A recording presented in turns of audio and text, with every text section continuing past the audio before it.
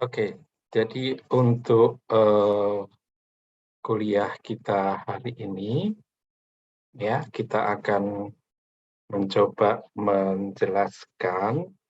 Tadi sudah melalui 3 video, yaitu pertumbuhan populasi, atau nanti bisa diterjemahkan juga tidak hanya sebatas populasi, tapi juga mungkin pertumbuhan yang sifatnya natural, alami, ya.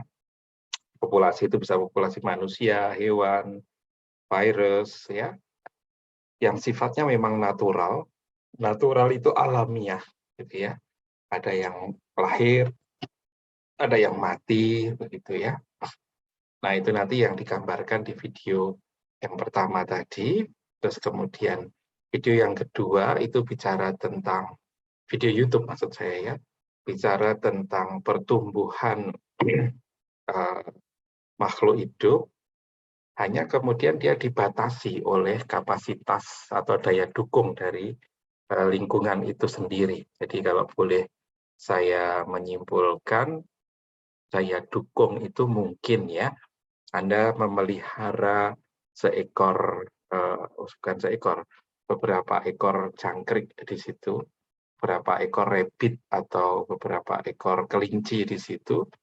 Di situ maksudnya adalah di sebuah kawasan, di sebuah tempat, atau mudahnya jangkrik-jangkrik tadi itu Anda berikan kotak begitu, dan di kotak itu memang diberikan tanaman hidup, ya, tapi hanya sebatas kotak itu, sehingga tidak ada lagi makanan yang Anda tambahkan. Gitu. Maka yang akan terjadi di situ daya dukung dari alam sekitarnya adalah sangat terbatas. Maka di antara mereka pun pada satu titik tertentu sudah tidak bisa berkembang biak lagi. Ya, sudah mungkin berkurang, tapi laju pertumbuhannya sudah tidak akan tumbuh lagi, alias laju pertumbuhannya sudah konstan. Nah, itu yang tadi pada video kedua, lantas video ketiga ini dibandingkan. Ya, video ketiga mungkin kalau saya boleh menayangkan kesimpulannya ada di gambar ini ya. Di gambar ini sudah dibandingkan antara pertumbuhan yang eksponensial biasa dengan yang pertumbuhannya itu dibatasi oleh daya dukung lingkungan, alias namanya pertumbuhan logistik, gitu ya. Maka di video ini dibandingkan tatkala N itu 100, 500, 900, maka istilahnya laju pertumbuhannya, ya, rate of growth-nya di N per dt, ya. Jadi kalau Anda dulu kuliah kalkulus, di N itu kan berarti Anda melihat nilai N2 dikurangi nilai N1. Berarti kan pertumbuhan ya, pertambahan ya, kalau itu bertambah. Kalau itu mati berarti pengurangan nanti kan. Nah, lajunya positif sama lajunya negatif ya. Sementara dt itu adalah delta T dari T2 dikurangi dengan T1. Nah, lajunya kalau Anda lihat di saat N itu 100 misalnya dan kemudian R diambil 0,2, maka ketemu angka 20, 100, dan 180. Nah, berbeda ketika kemudian dia masuk ke logistik, ya, karena memang daya dukungnya itu terbatas, maka laju pertambahannya, kalau kamu, ya, mungkin bobotmu atau tinggi badanmu, itu tidak lebih cepat dibandingkan dengan model yang eksponensial growth tadi. Yang logistis growth itu tumbuh, tapi agak pelan, ya, agak di bawahnya, yaitu grafik yang merah ini. Sementara kalau grafik yang putih ini adalah pertumbuhan yang eksponensial. Nah, maka Anda lihat di sini benar-benar saya lanjutkan dulu bahwa dia lebih kecil dibandingkan yang di sini ya, 18, 50, mungkin ini juga 180 mungkin sama ya. Tapi mungkin lebih kecil dari 180. Intinya bahwa kalau sumber daya alam itu dibatasi, maka pertumbuhan dari populasi yang ada di situ juga pertumbuhannya menjadi lambat. Nah, itu yang kesimpulan dari 3 video tadi, bahwa Anda punya exponential growth, Anda punya logistic growth, ya. Nah, untuk video saya kali ini, saya ingin menyampaikan kepada Anda bahwa begini, saya ingin menampilkan sebuah pandangan sisi lain dari bermatematika.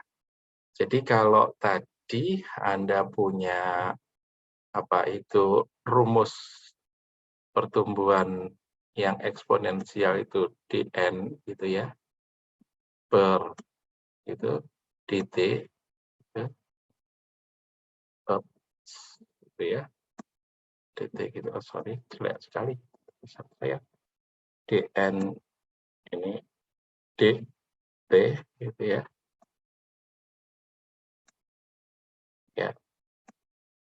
bahwa di situ dia tambah terus, maka tadi disebut pakai R. R-nya positif. Kemudian bertambahnya sesuai dengan apa? Sesuai dengan dirinya sendiri. Jadi berbanding lurus dengan punyanya dia sendiri. Jadi begini, kalau Anda punya berat badan, ya hari ini kamu timbang, misalnya ya, loh berat badan saya 80, wah sudah mulai tambah terus nih 80. Kemarin berapa?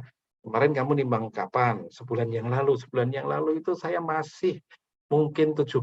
Nah, berarti pertambahanmu itu berapa? 80 dikurangi 70. Pertambahanmu itu adalah 10 kilo. Dalam waktu berapa? T2 dikurangi T1. 1 bulan. Berarti pertumbuhanmu itu adalah 10 kilo. Nah, itu kalau dilihat sebenarnya pertumbuhanmu dn per dt itu berbanding lurus dengan berat badanmu sendiri. Berat badanmu saat itu ya, berarti kalau ini n berarti ini nt, bukan? Nah, gitu. Nah, tinggal nanti kita tentukan R-nya berapa gitu. Kalau 10 berarti ya berat badanmu sekarang 80, R-nya itu adalah 1/8 gitu. Jadi ini persis seperti Anda bermain jam pasir waktu di kalkulus dulu ya. Jam pasir itu kalau di istilahnya apa itu? Dibalik begitu, maka si jam pasir itu pasirnya akan turun ke bawah secara pelan-pelan ya. Kemudian yang saya gambar ya biar kalian mudah. Ini jam pasir begini kan, saya punya modelnya kayak kerucut dibalik. Ini ada lubangnya. Tinggal pasirnya nanti yang di sini ini akan turun, tapi kemudian di sini ada satu tempat yang juga dipakai untuk menampung pasir-pasir yang turun tadi. Nah, seperti ini. Ini ditutup biar nggak pasirnya. Nah, maka pasir yang ada di sini, itu ya, pasir-pasir yang ada di sini turun ke bawah pasirnya, ya kan? Nah, pasirnya turun ke bawah, tuh pasirnya turun ke bawah, terus, gitu kan? Anda amati, dia nanti turun ke bawah sampai habis. Nah, maka pasir yang atas berkurang, pasir yang bawah di sini dia bertambah, gitu. Ya, kemasukan pasir yang atas. Nah, Anda lihat di situ bahwa pasir yang atas itu menambah pasir yang ada di bawah. Nah, laju pertambahannya itu berbanding lurus dengan jumlah pasirnya itu sendiri gitu. Itu kalau pasir yang di bawah ini, ya, pasir yang di bawah ini. Maka laju pertumbuhannya dia tumbuh, tapi kalau yang di atas dia berkurang. Maka nanti R-nya menjadi minus. Nah, Mas Mbak, untuk menuju kepada logistik, ya, untuk menuju kepada model logistik, dn per dt itu tidak berhenti pada RNT. Kalau boleh, ini saya mencoba memberi pandangan lain ya. Kalau tadi dengan istilah K, Anda sudah mudeng. K itu adalah daya tampung atau kemampuan maksimum dari lingkungan untuk menerima populasi tersebut, jumlah populasi tersebut itu nilainya adalah K. Ya, maka tadi ketemu bahwa modelnya menjadi R gitu kan, dikalikan dengan N gitu kan. T-nya enggak usah saya tulis ya biar Anda mudah. Kemudian daya dukung lingkungan itu dikurangi dengan populasinya. Gitu.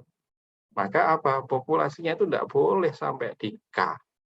Kalau populasinya itu sampai di K, sudah antar mereka saling bunuh-membunuh. Karena daya dukungnya sangat terbatas sekali. Dibagi dengan K itu sendiri.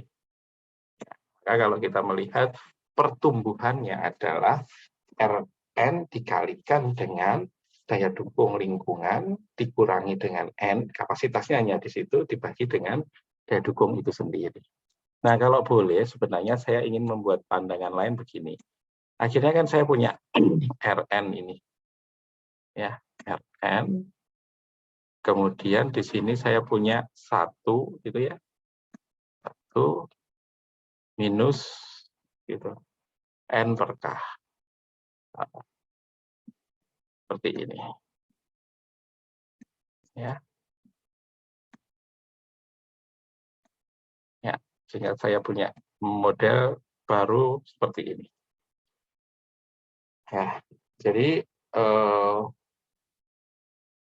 saya punya nilai N per K bahwa jumlah populasi pada saat T dibandingkan dengan daya dukungnya, pastikan nilai ini, nilai yang mungkin saya pakai warna hitam ya, N per K itu apakah pernah menyentuh nilai 1? Ya, tidak pernah. Kenapa?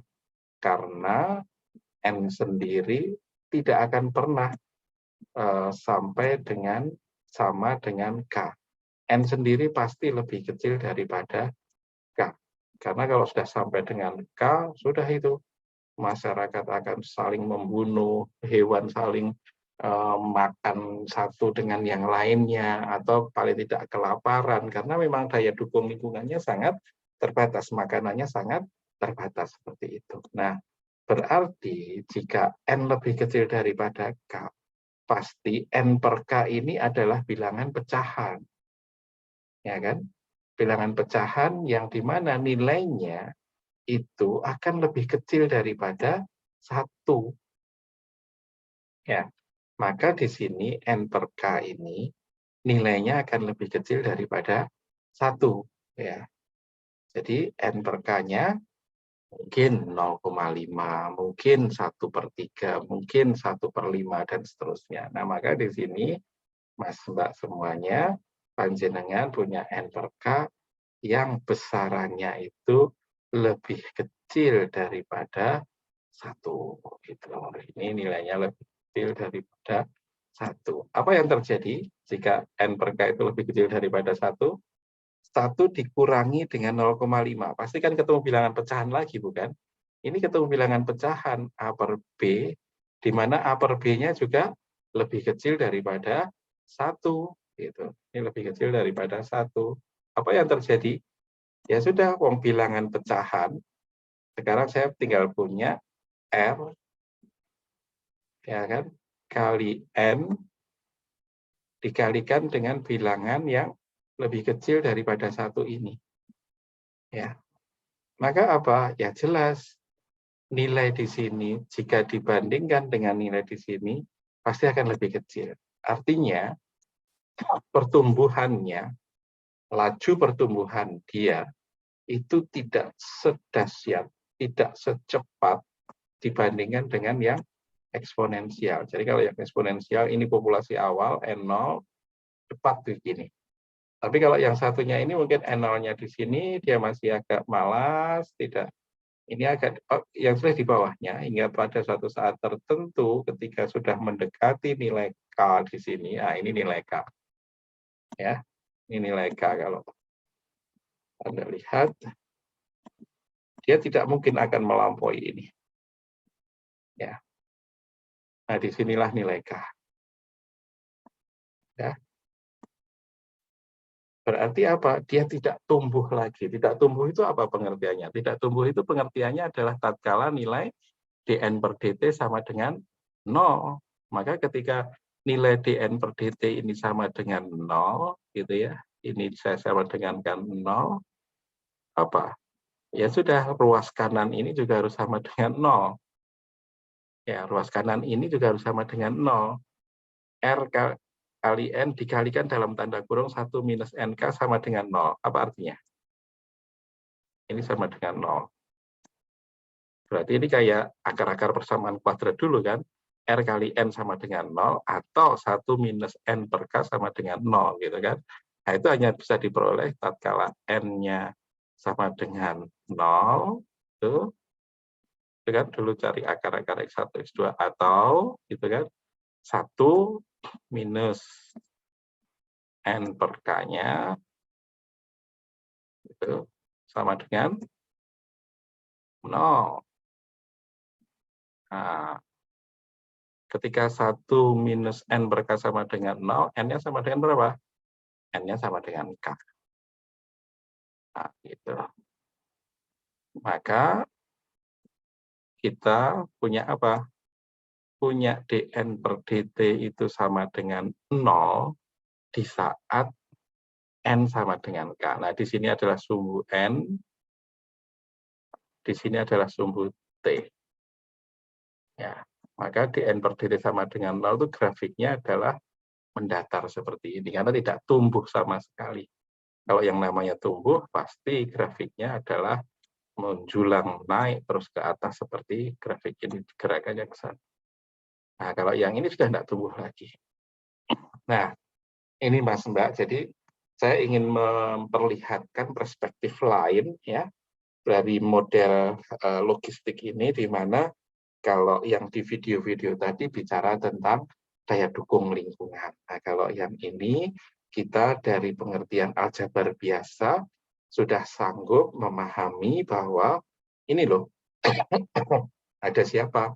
Oh, ada sebuah bilangan N per K itu pengertiannya adalah bilangan rasional yang nilainya lebih kecil daripada 1 pasti.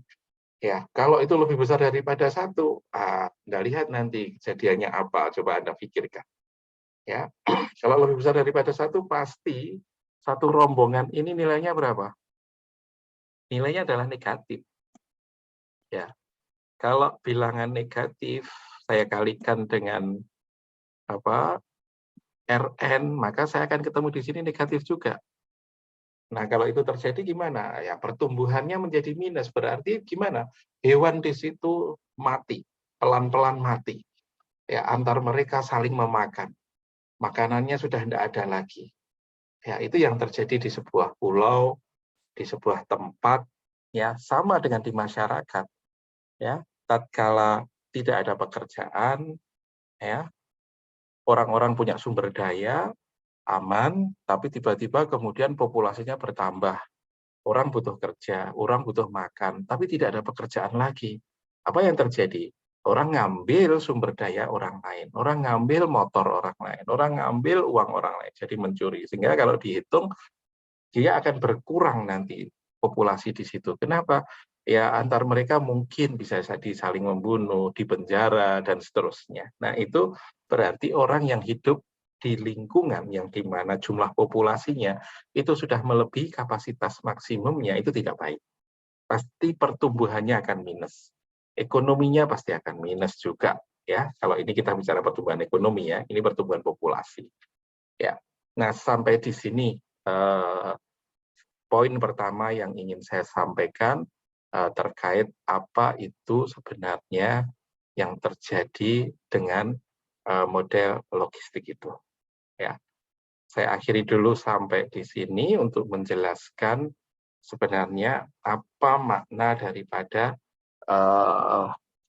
eksponensial, pertumbuhan eksponensial dan pertumbuhan logistik. Ya, nanti kita lanjut untuk interpretasi berikutnya. Saya kira itu dulu. Terima kasih. Assalamualaikum warahmatullahi wabarakatuh.